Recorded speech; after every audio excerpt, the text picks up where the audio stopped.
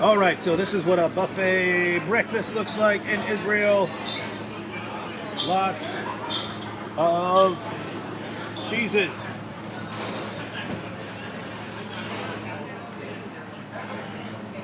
Green. More cheese. Cheese. Olive cheese.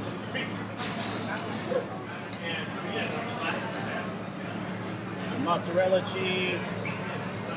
Then you have your various oats, flaxseed, sesame, sunflower seeds, raisins.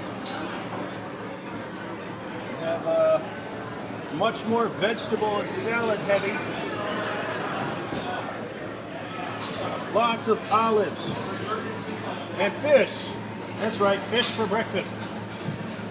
Various kinds of fish. More olives, various toppings and spreads here. Chocolate, some fruits, grapefruits, and peaches, melons.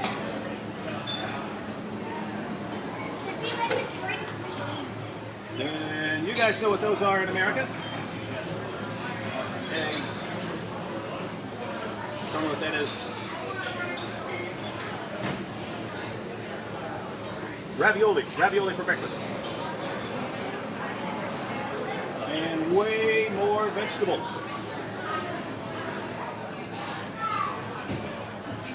Lots of salad for breakfast. Paul Copan getting, what are you getting? I'm getting a latte, so, but just a little bit of it, not a latte. Hey, look, we got Tim Stratton here. This is how I eat every Look day. at this dude. It's all like nuts and raisins and stuff. That's how you stay in shape, ladies That's right. and gentlemen. But it doesn't help your hair. No. Wait, he's got pancakes Oh, too. thank you. And that is what Brett Kunkel is eating. I got an egg. He's got an Protein. What's up, Act 17? Bobby Conway here. Stoked to be in Jerusalem, the Holy Land, and traveling with David Wood and another group of great apologists. We're just having a great time this week. I hope that you're enjoying the vlogs that David's putting together, and all the best. This is a great land right here. This is where it all happened, where the Lord died and rose again for our sins. And be praying for David, because he makes us a little bit nervous being in the Holy Land. We don't know what kind of trouble we're going to get into, so we're just kind of hoping that we'll be safe. You know, he stirs things up. So good to be here, though. Bless you. Well, this is the view from the Mount of Olives. After the destruction of the temple during the Roman wars, the Mount of Olives became a main pilgrimage site for Jews because they could overlook the temple area and weep for the destruction of the temple.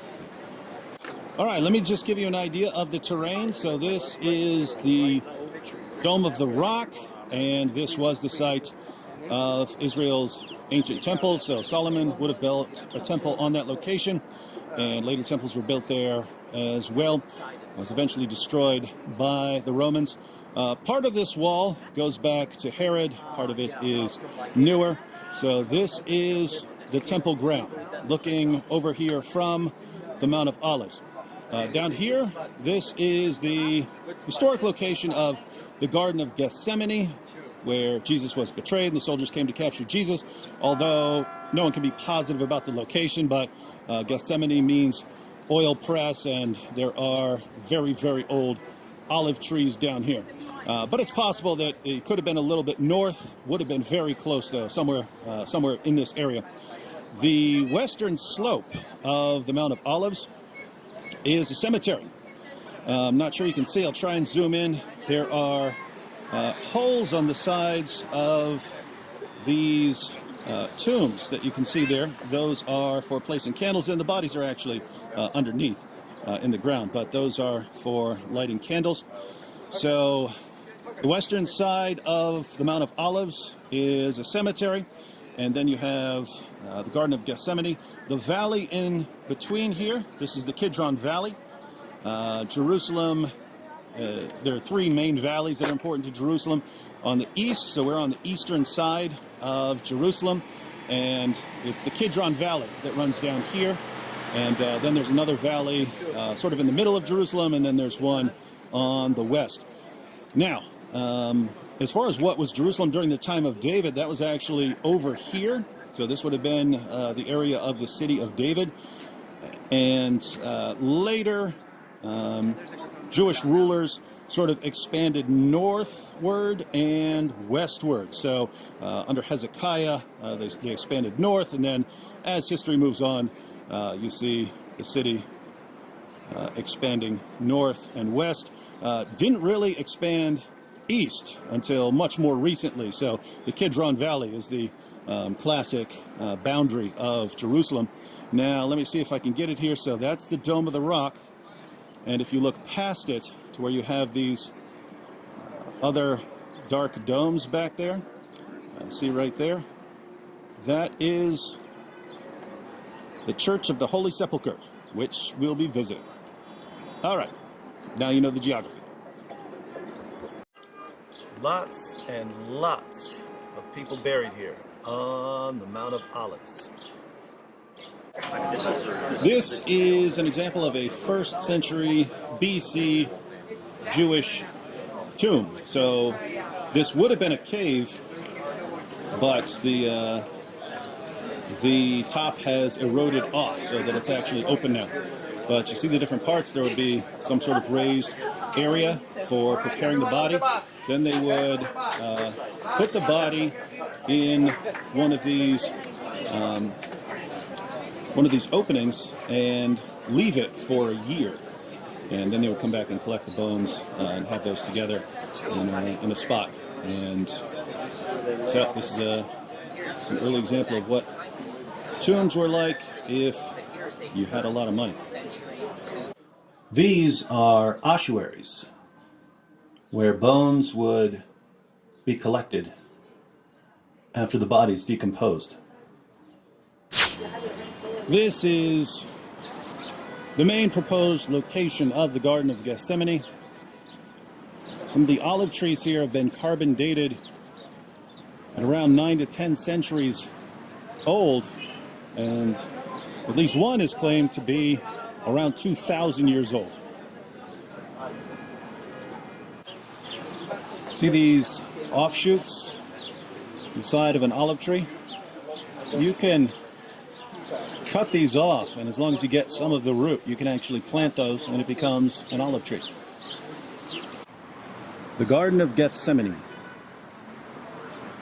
So Jesus either came here with his disciples on the night he was betrayed, or somewhere very close by. This is where Jesus prayed. It's where his followers wouldn't even stay up watching for him. This is where Peter struck the servant of the high priest when they came to capture Jesus. This is where Jesus told Peter to put away his sword. And this is where they captured Jesus and took him to his trial. Now here's what's interesting. So, Garden of Gethsemane. This is where Jesus came with his disciples. Keep in mind, people in Jerusalem were looking for him, and he came here. But look how close he is to Jerusalem. So that's the Temple Mount. Why would he come here if he wanted to escape? He could have kept going east over the Mount of Olives and been safe in some place like Bethany. Why did he stop here? Seems that he wanted a little extra time with his followers. He wanted time to pray. But he also knew that they had to find him. That's a pretty dope view. I'm looking up at the Mount of Olives from the city of David.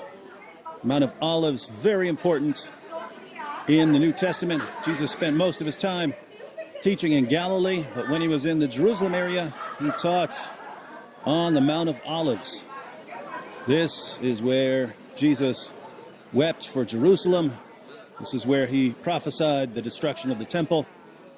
This is where he ascended into heaven.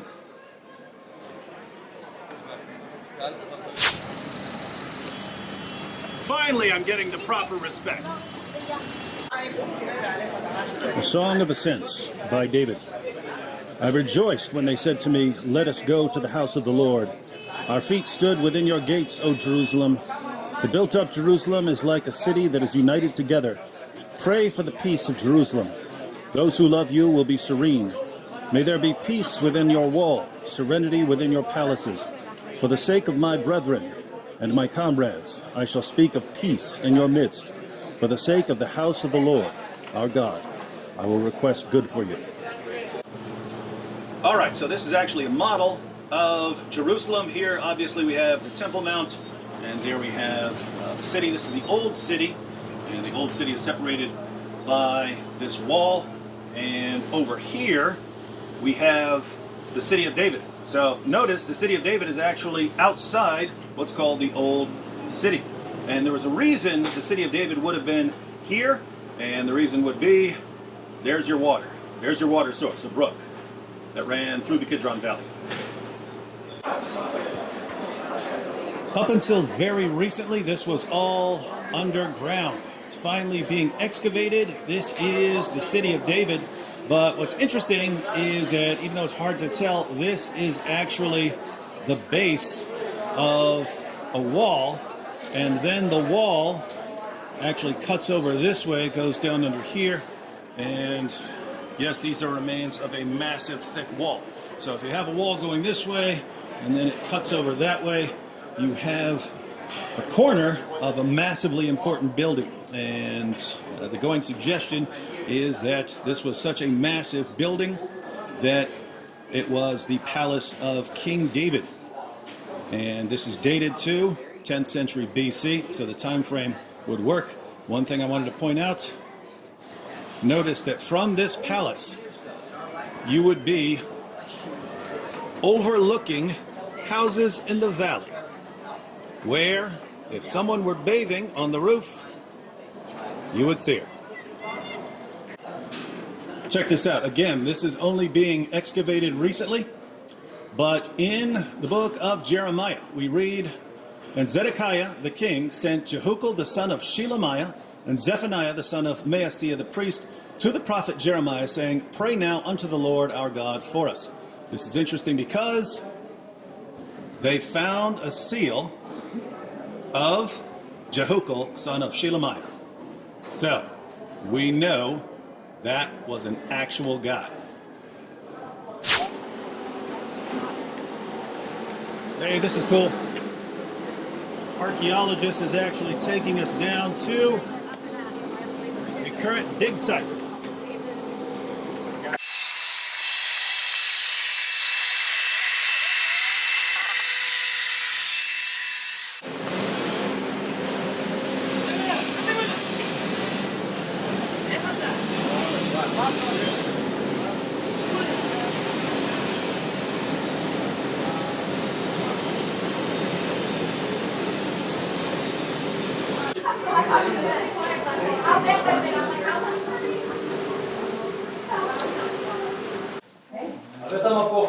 This tunnel, if you go all the way down, goes to the Pool of Siloam, which is where Jews would perform ceremonial washings before heading up to the temple. And obviously, if you had to get from that pool to the temple, there's going to be a road. And this is a 2,000-year-old road. So way behind me is a tunnel leading to the Pool of Siloam, and we are on a very old road heading out of here. Now above us, apartments and roads. So this is all being dug underneath, which is why you have all these supports. These have to be installed so that things don't start collapsing. So this was the road, and here was an actual sort of podium beside the road for making announcements. This originally had a palm tree growing on it, and the person who's standing with the palm tree, you knew that you were supposed to listen to the message that this person was conveying. This is what you find if you dig under a parking lot in Jerusalem.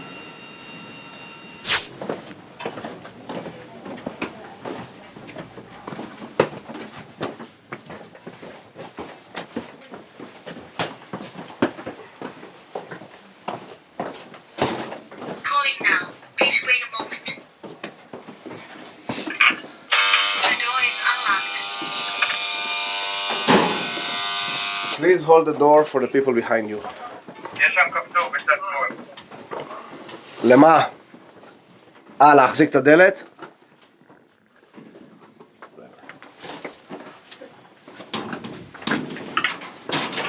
As you walk through to the tunnel, you will see that you step few steps and then you get out of the tunnel to the left because the foundations over here are the modern road above. We saw these foundations. They were drilled down without knowing they're drilling into the tunnel.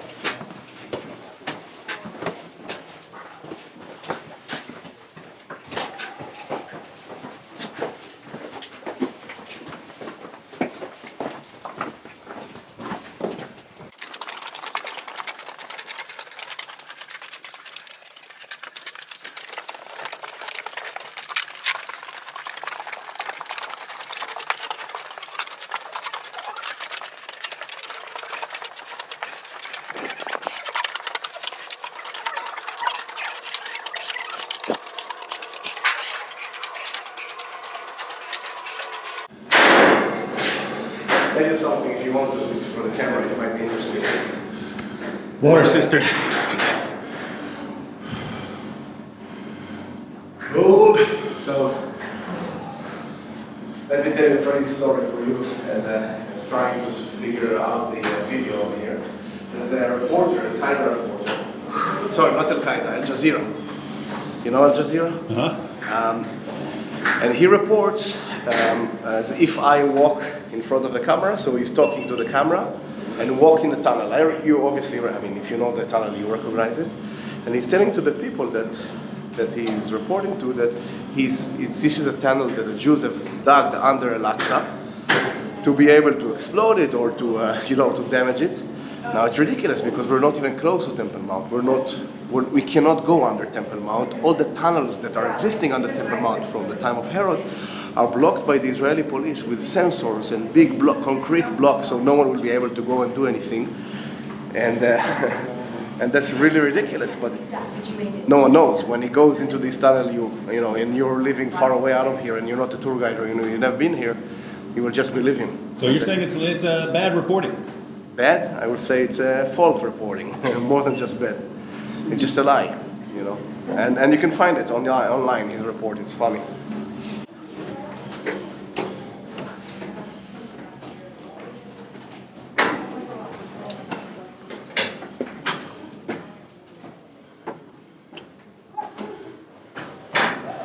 Oh. Foundations of the Western Wall.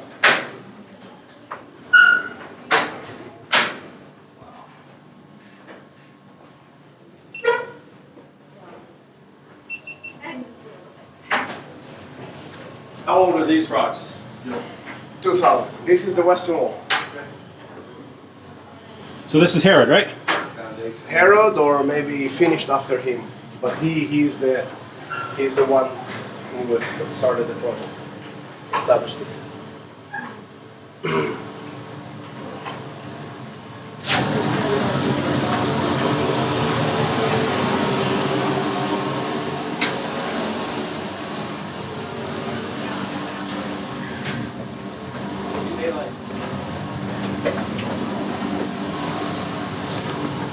Wow.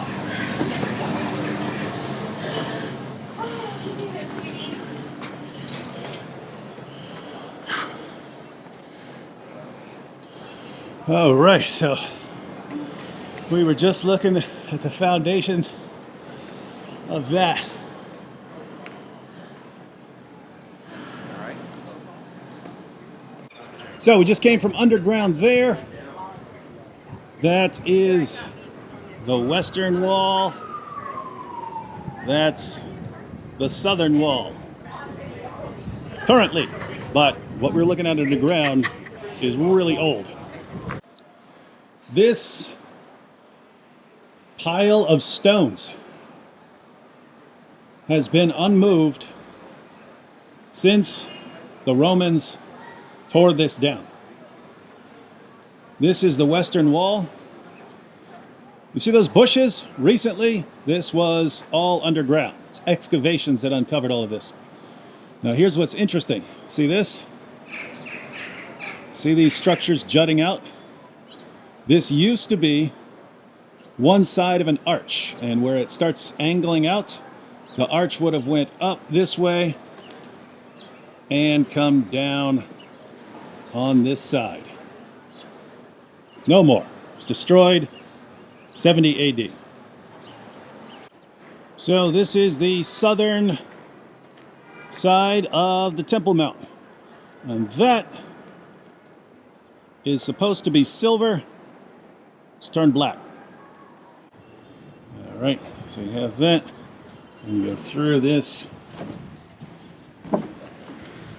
And it continues.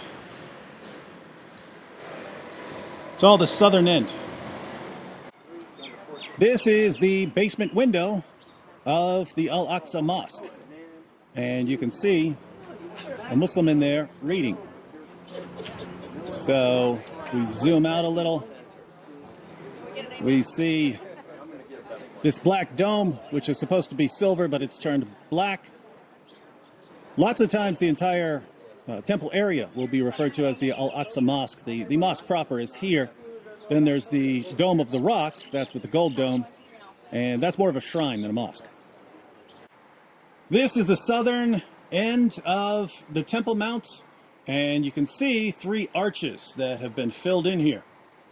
Now, those arches were after the time of Jesus, and then they were filled in still later.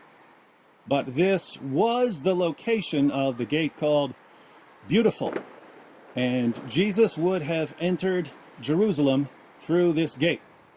Now these steps are modern, but Jesus would have walked up here and entered the temple area through a gate that used to be here.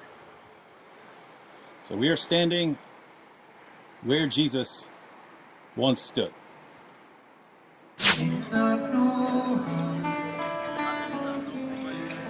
Perhaps they'll listen now. They could not love you, but still your love was true. And when no hope was left inside on that starry, starry night, you took your life as lovers often do. But I could have told you, Vincent, this world was never meant for one as beautiful as you.